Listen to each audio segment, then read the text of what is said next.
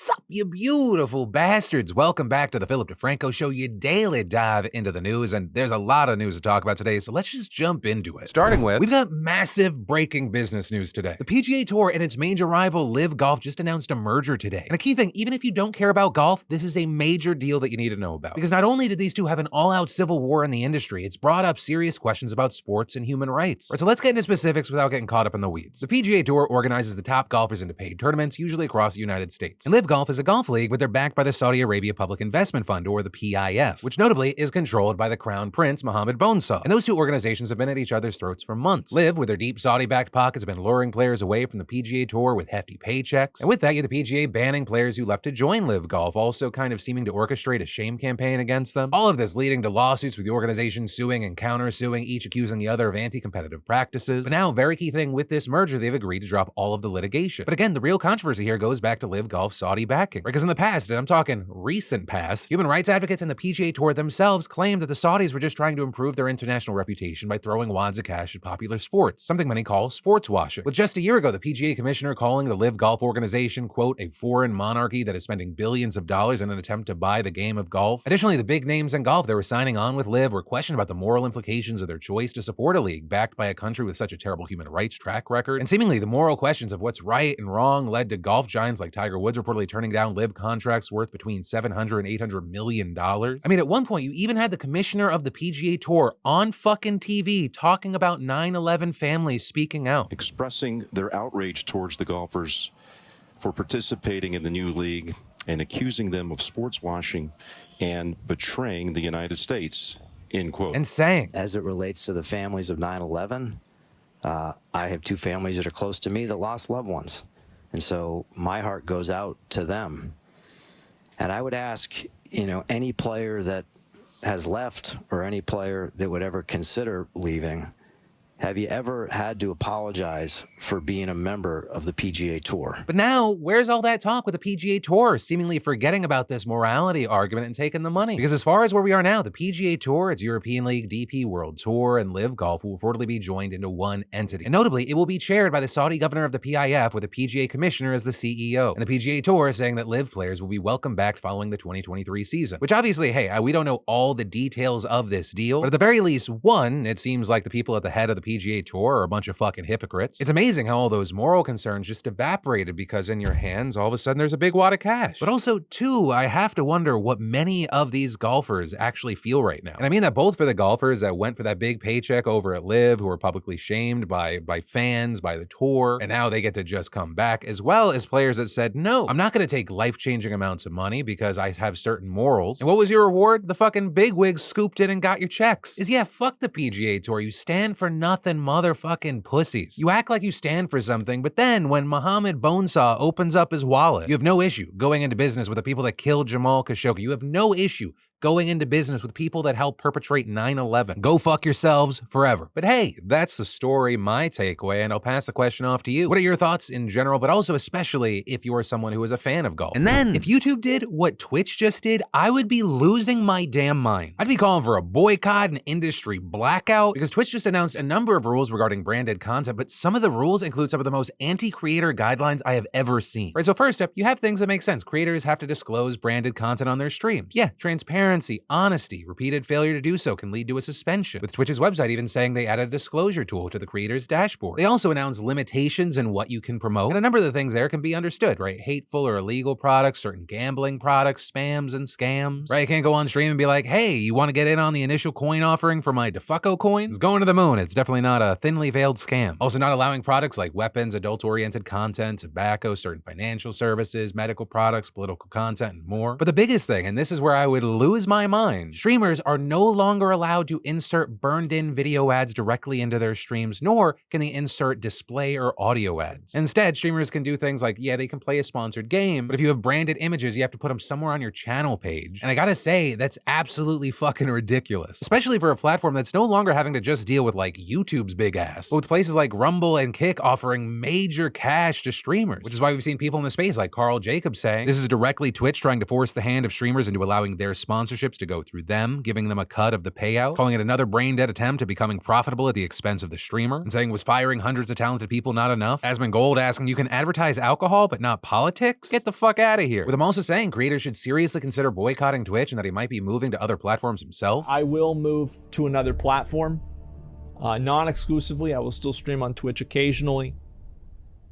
If this goes through, I will actively start pursuing a deal. Jacksepticeye saying one more nail in the coffin, as well as creators like Cutie Cinderella wondering how events like her Streamer Awards, which was just massively successful, could that even exist within these guidelines? I mean, Twitch had Moist Critical in all, saying it's actually impressive how Twitch manages to make the most dogshit changes imaginable. You also had other big reactions like Brooke of 100 Thieves saying, so insanely out of touch, I will never understand it. Why are they so against creators making money? And even Mr. Beast chiming in saying, hey Twitch, how about instead of handicapping what creators make, you help them make more? Seems more logical. And even floating the idea of doing a live stream on Kick as a form of protest. You know, when I look at this whole situation, it's one of the dumbest moves I've ever seen a social media company do. And I understand, like, when a social media company makes any sort of announcement or change, there's sometimes overreactions. This is not that. Well, every creator's business is different, you know, how much money they make from this thing, that thing, it changes. If YouTube implemented this change, my show would just be done overnight. Which is why when I see Twitch doing this, it's like they're pushing their creators into the arms of people that want them badly. Because if they're not pushing people to YouTube, you have Kick and Rumble just catapulting money at creators. And actually, with this developing story, a last-second update, this happened as we were uploading today's show. Twitch, I imagine with egg on their face and slumped shoulders, made their way to a keyboard and wrote, today's branded content policy update was overly broad. This created confusion and frustration, and we apologize for that. We do not intend to limit streamers' ability to enter into direct relationships with sponsors. We wanted to clarify our existing ads policy that was intended to prohibit third-party ad networks from selling burned-in video and display ads on Twitch, which is consistent with other services. We missed the mark with the policy language and will rewrite the guidelines to be clearer. I'm sure you just misspoke. This definitely isn't a piss your pants, try and walk something back situation. But hey, let's see if enough people believe them or if this calms people down. And then I want to give y'all a quick update on a story that you may not have even realized we covered, because I covered it on one of our TikTok channels, which by the way, there are 4 of them. Look, ooh, wow, check it out. See, this is a not so subtle plug. We share bite-sized shareable versions of the stuff and show, as well as a number of exclusives. But on one of those, we posted and then removed this video about the Air Force and an AI-enabled drone. And that video is based on an article from the Royal Aeronautical Society that had covered a recent summit they had. A summit where Colonel Tucker Cinco Hamilton, the chief of AI test and operations at the United States Air Force, spoke, with the Royal Aeronautical Society writing. Said Hamilton, we were training it in simulation to identify and target a SAM threat. And then the operator would say, yes, kill that threat. The system started realizing that while they did identify the threat, at times the human operator would tell it not to kill that threat, but it got its points by killing that threat. So what did it do? It killed the operator because that person was keeping it from accomplishing its objective. And saying Hamilton went on, we trained the system. Hey, don't kill the operator. That's bad. You're going to lose points if you do that. So what does it start doing? It starts destroying the communication tower that the operator uses to communicate with the drone to stop it from killing the target. So we and a number of outlets saw that and ran with the story because of the direct quotes. But then after the video went up, the Air Force refuted Hamilton, claiming the Department of the Air Force has not conducted any such AI drone simulations and remains committed to ethical and responsible use of AI technology, and saying it appears that the Colonel's comments were taken out of context and were meant to be anecdotal. But also, I'm not sure how Hamilton's comments were taken out of context. He said what he said at the time, and it wasn't until later he claimed that he misspoke, that being the key reported word there, and claiming what he meant to say was that the rogue AI drone simulation was a hypothetical thought experiment, and saying that experiment was conducted outside the military. And going on to add, we've never run that experiment, nor would we need to in order to realize that this is a plausible outcome. Despite this being a hypothetical example, this illustrates the real-world challenges posed by AI-powered capability and is why the Air Force is committed to the ethical development of AI. And while with that, you have some saying, the whole situation feels sketchy of like people saying things and then walking it back and then claiming, hey, it was a misspoke or taken out of context. Once he claimed that he misspoke, we took down the video. And I wanted to make sure that we updated the situation here on the main show, especially as other random social media channels have been ripping that video and just sharing it with no update. And then massive union and strike news, with members of the Actors Union, SAG-AFTRA, approving a strike authorization vote by 97.91%. Now, to be clear, this does not mean they are guaranteed to strike. Rather, it gives union leadership the power to call for one should negotiations with the studios fail by the time their contract expires at the end of the month. But this news should not be undersold because it sends a message to the studios, especially amid the ongoing writers' strike, with SAG-AFTRA president Fran Drescher saying, together we lock elbows and in unity we build a new contract that honors our contributions in this remarkable industry, reflects the new digital and streaming business model, and brings all our concerns for protections and benefits into the now. Bravo, SAG-AFTRA, we are in it to win it. As far as what the union is after here, they want to restrict AI use, increase streaming residuals, and impose limitations on self-taped auditions. With Variety also noting that the union's choice to authorize a strike is an unusually aggressive move, as they haven't gone on strike against the film and TV industry since 1980, which is also why some feel the odds of a strike actually happening are less likely. But then, if it does, it'll be incredibly powerful, especially as the writer strikes already shut down so much production. Right, so if the actors join them, then basically that means anything that's even open right now is shut down. Because yeah, the directors got a deal, but then you'd have no actors and no writers. And then Father's Day is around the corner, so make this year the year to hook that special father figure in your life up. Be it your dad, the mentor who made a difference in your life, or just yourself. And thanks to the fantastic sponsor and longtime partner of today's show, Ridge, you can do just that. Because Ridge wallets hold up to 12 cards and have room for cash and come in over 30 colors and styles to choose from, including their new leather wallets. And I don't just promote these babies, I use them. And Ridge also has the option of air tags for those prone to misplace things like myself. And it's not just wallets, they have tons of reliable products like their durable, sleek design key case that holds up to 6 keys, cool knives, backpacks, seriously, so many things. You gotta check it out already. And with over 3 million customers and 50,000 plus 5-star reviews, the Ridge team is so confident that you'll like it, they'll let you test drive it for 99 days. You don't love it, you just send it back for a full refund. So what are you waiting for? Go find the best Father's Day gift right now using my link, ridge.com/DeFranco, and save up to 40% through June 15th. That's ridge.com/DeFranco. And then, is there a serial killer prowling the streets of Portland? That's the question many Oregonians are asking themselves right now after a string of suspicious deaths over the past few months, with the remains of 6 people, all women, all under the age of 40, being discovered across just a few counties. And while the cause of death for the first body, which was found back in February, is still being investigated, the second, found more than a month later, was ruled a homicide by blunt head and neck injuries, with 2 more then being found on the same day, with at least one of them being probed as a suspicious death, as are the next 2 cases. But now, after much speculation, the Portland Police Bureau has denied the serial killer claims, saying while any premature death is concerning, PPB has no reason to believe these 6 cases are connected, with them pointing the finger at news outlets and social media for spreading anxiety and fear in our community, saying that the rumors are not supported by the facts available at this moment. And so for now, we're gonna have to wait to see what all information comes out, as well as, what are the facts that they're referencing there. And then Oklahoma just greenlit the first ever religious charter school in the country, with the school in question being online. It's called St. Isidore of Seville Catholic Virtual School, and reportedly it'll be run by the Roman Catholic Archdiocese of Oklahoma City and the Diocese of Tulsa, and have religious teachings incorporated into its curriculum. But because the school is a charter, which is just a public school that's independently managed, it'll still receive public funding. Now, notably here, some religious schools do receive a certain amount of public money, like Hasidic schools in New York that get government money for some programs but also charge tuition. But St. Isidore is different because it's going to be fully funded by the government. And that's a key thing to know, because this situation is actually massive, because it sets up a huge constitutional battle over whether taxpayer money can be used to pay for religious schools, with at least one group already promising to fight this in court. But that's also exactly what the people who support this move want, right? In recent years, there's been a growing conservative push to expand taxpayer-funded alternatives to public schools like vouchers or tax credits to help families pay for private tuition, including at religious schools. And that effort to blur the line between church and state and education has made serious progress both at the state level and in the Supreme Court. I mean, just in the last 3 years, the conservative high court made 2 rulings that religious schools can't be excluded from publicly funded tuition programs like vouchers that let parents send their kids to private schools. And so what we're seeing are supporters of this move in Oklahoma trying to test if states can directly fund religious schools, right, rather than indirectly through things like vouchers. But notably, this move is highly contentious even among conservatives, with St. Isidore actually only being barely approved in a 3-2 vote by the Oklahoma statewide virtual charter school board. And that despite the fact that the board's composed of members of the GOP-held legislature and people appointed by the Republican governor who have pushed for religious charter schools. And among the board members who voted yes is one who was literally appointed on Friday. And beyond that, even the Republican Attorney General of Oklahoma opposed the move, warning that it violated Oklahoma's constitution. So obviously, this is a very divisive subject. I'd love to know your thoughts, but really, you should expect no shortage of stories like this, because as we've seen over recent years, everyone's kind of in a let's throw shit at the wall and see what sticks with this new conservative high court. And then Ron DeSantis appears to be sending planes with migrants to liberal cities again. Over the last few days, 2 different privately chartered flights with a total of 36 asylum seekers landed in Sacramento without any advanced warning. The first arriving on Friday, the second just yesterday. And while as of recording, DeSantis and other Florida officials have been totally quiet on the matter despite basically every news media outlet reaching out for comment, top California officials are certain that DeSantis is behind this, with the authorities saying that the migrants on the first flight were carrying documents that said that their travel was administered by the Florida Division of Emergency Management and the contractor Vertol Systems Company, as well as the Office of California Attorney General Rob Bonta saying the contractor behind the Monday flight appears to have been the same contractor who transported the migrants last week, and adding, as was the case the first time, the migrants who arrived today carried documents indicating that their transportation to California involved the state of Florida. And very notably here, Vertol is also the very same contractor that DeSantis used to fly nearly 50 migrants from San Antonio to Martha's Vineyard last fall, with one of the craziest things here being, just like with the whole Martha's Vineyard situation, the migrants that DeSantis is paying to fly to California were literally not even seeking asylum in Florida, nor did it seem they had been in the state at any point. In fact, according to California officials and flight trackers, the groups both began their journeys in El Paso, Texas, and then were taken to an airport in New Mexico and then flown to Sacramento. And so with this, you have California AG Bonta saying, the state is launching a full investigation into the matter and will pursue the possibility of taking criminal or civil actions against those involved. With him going on to explain that the state is still determining the appropriate legal response, but noting, quote, key elements are individuals moved under duress or deception or misrepresentation being lied to. And adding, we've learned that many of them were told that Vertol Systems would help them find jobs if they got on the plane and traveled to where they were being taken, and saying we learned that many of them didn't know where they were being taken and didn't know where they were until they arrived. And very notably here, Bonta also said that possible charges could even include kidnapping. And actually on the noted charges, just yesterday, the Bexar County Sheriff's Office announced that it's filed a criminal case with the county's district attorney over the migrants DeSantis has transported from San Antonio to Martha's Vineyard. Now notably here, the Sheriff's Office didn't identify any suspects named in the case, but it did say in a statement that the filings allege several counts of unlawful restraint, including both misdemeanors and felonies. So it's going to be really interesting to see how all this plays out both in Texas and California. And then, what's the better way to introduce this story? Bad news if you're a fan of heroin, or the war on drugs has been a success, but it's thanks to the Taliban. Yikes. Because you may not know this, but for years, Afghanistan has produced over 80% of the world's opium, which then in turn produces about 95% of heroin in Europe. And in fact, during its occupation, the United States tried to eradicate poppy, the plant which makes opium, by bombing farms in Taliban territory, burning opium stocks, and raiding drug labs. And those efforts were largely unsuccessful, but early last year, the Taliban supreme leader announced their own shot at banning poppy, saying anyone caught growing it would have their field destroyed and be punished according to the group's interpretation of Sharia law, citing as their reason both their religious beliefs and the harmful health effects of opium, with one of their spokesmen even claiming that 4 million out of 37 million of their people are suffering from drug addiction. And while the 2022 harvest was exempt from the ban, with the UN saying production even grew by a third over 2021, after the past year of Taliban squads destroying entire poppy farms, we're now seeing its impact on 2023's April harvest. And y'all, the numbers here are staggering, with one expert using satellite data estimating that poppy cultivation is likely to have been cut down by over 80%, with the BBC even reporting the Taliban leaders appear to have been more successful cracking down on cultivation than anyone ever has. Now, as far as the impact, we're still going to have to wait to see what it's going to look like, and that's because reportedly it usually takes between 12 and 18 months for Afghan poppy to reach European markets as heroin, so it may take a while for the supply cut to impact the street price, a price that's reportedly been at a 20-year high, though it's also been falling over the past several months. And actually because of that, as well as there being drug seizures in neighboring states, it's been suggested there's actually a large stockpile already in the system. Also, it's widely believed this isn't going to impact the number of people using drugs. Or even if heroin becomes less available, experts say that Western consumers might just turn towards synthetic drugs instead, which is a trend we've already seen in the US, which is actually even worse since fentanyl, for example, is 50 times stronger than natural heroin, which among other things makes overdose deaths more likely. And so you're seeing European governments bracing for a possible opioid crisis and remembering the last time the Taliban abolished opium in 2000, with that causing a heroin shortage in Europe, and not long afterward you saw fentanyl surfacing there for the first time ever. And then moving east, Afghan narcotics have long been trafficked through Pakistan to consumers in China as well. So we've also seen experts suggesting Beijing should help Afghan farmers transition toward alternative crops as part of its Belt and Road initiative. But possibly those hardest hit are going to be the Afghan farmers themselves, because their reliance on the narcotics market has only increased since the Taliban takeover, because you've got Western sanctions cutting off foreign aid and trade. And even though you have the government pushing them to grow substitutes like wheat, they say it's far less profitable than a cash crop like poppy. With one farmer explaining, if you have no food at home and your children are going hungry, what else would you do? We don't have large pieces of land. If we grew wheat on them, we would make a fraction of what we could from opium. And regarding the Taliban leaders putting all this in place, something to also keep in mind is that you have analysts speculating that some may actually be personally profiting from the poppy ban by keeping their own private drug portfolios as the restricted supply bumps up the price. But even further, you have some saying the Taliban's war on drugs could backfire. And that's because poppy production is a key source of tax revenue, and the economic shock to regular people could cut into their base of support. Though also how much that cuts in remains to be seen, because how much of that base of support is really just fear. And then Vladimir Putin just collecting war crimes like I collect Pokemon cards, with the most recent incident involving the Nova Kakhovka Dam being blown up today, where the dam sits on the major Dnipro River between Ukrainian and Russian front lines. Though technically Russia's been considered to be controlling it because its operation buildings are on the Russian-controlled side of the river. But this damaged dam means that millions of cubic meters of water are going to be flooding into the lowland areas downstream, which include parts of Ukrainian-controlled Kherson and upwards of 70 smaller towns and villages. And really the only silver lining is that the dam wasn't just like completely erased from the earth and only part of it was destroyed, meaning that all the water didn't just come rushing down and people were able to evacuate. Now with this, there is a mystery of who did it, although there is a reason I say mystery. Obviously, most are leaning towards thinking Russia blew the dam, with there being claims they've mined it since October. And notably, the flooding would slow potential Ukrainian advances in the region both directly and by creating a humanitarian crisis. Russia, as they do, claims that Ukraine did it in order to cut off fresh water from Crimea, saying without this water it means that the vulnerable Kerch Bridge is really the only viable waterway. And so some well-placed strikes could really put the squeeze on the peninsula. But regardless of the claims over there, the locals here are screwed. Tens of thousands on both sides will need to evacuate, although it's unclear how much Russia is helping locals under their watch. And farmers on both banks are going to be screwed as the flooding destroys crops, and the lowered water levels behind the dam means way less irrigation for crops. And that's already had an impact on the markets. Because of Ukraine's status as a major grain producer and the damage this flooding will likely do, grain futures are up like 3%. And it's really not until the scale of this flooding becomes even more clear that we're going to get a better understanding of how just horrible this is. And that